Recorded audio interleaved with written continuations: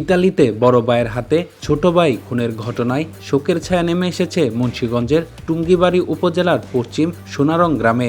এ হত্যাকাণ্ডের ঘটনায় নতুন নতুন চাঞ্চল্যকর তথ্য সামনে আসছে। পারিবারিক দ্বন্দ্ব, পরক্রিয়া সম্পর্ক, দ্বিতীয় বিয়ে এবং আর্থিক লেনদেনের জটিলতা সবকিছু মিলিয়ে এই হত্যাকাণ্ড ঘটেছে বলে অভিযোগ স্বজনদের। নিহতের পরিবার সূত্রে জানা যায়, অভিযুক্ত হুমায়ুন ফকিরের প্রথম স্ত্রী আমেনা আফরিন থাকা সত্ত্বেও তিনি তার চাচাতো বোন তাইবার সঙ্গে দীর্ঘদিন সম্পর্ক বজায় রাখেন। প্রায় 2 বছর আগে দেশে এসে গোপনে তাইবাকে দ্বিতীয় বিয়ে করেন। পরিবার এই বিয়ে মেনে না নেওয়ায় শুরু হয় পারিবারিক দ্বন্দ্ব।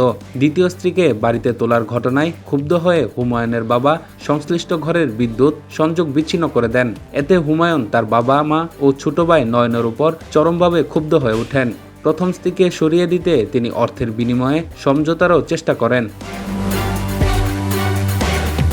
হুমায়ুন ছোট ভাই নয়নকে ইতালিতে নিতে বিপুল অর্থ ব্যয় করেন। পরবর্তী সময়ে নয়ন সেই অর্থের চেয়ে বেশি টাকা ফেরত দেন। তবে সম্প্রতি হুমায়ুন পরিবারের খরচের অজুহাতে আরও বড় অঙ্কের টাকা দাবি করেন। এই আর্থিক বিরোধী হত্যার অন্যতম কারণ বলে অভিযোগ পরিবারের সদস্যদের। ঘটনার দিন বিকেলে নয়ন বাড়ির নিচে বৈদ্যুতিক সাইকেল চার্জ দিতে গেলে উৎ পেতে থাকা হুমায়ুন তাকে পিছন থেকে ছুরিকাঘাত করেন।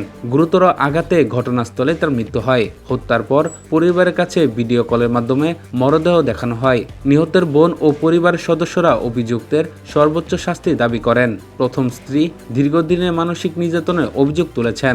বর্তমানে অভিযুক্ত ভাই ইতালি পুলিশের হেফাজতে রয়েছে।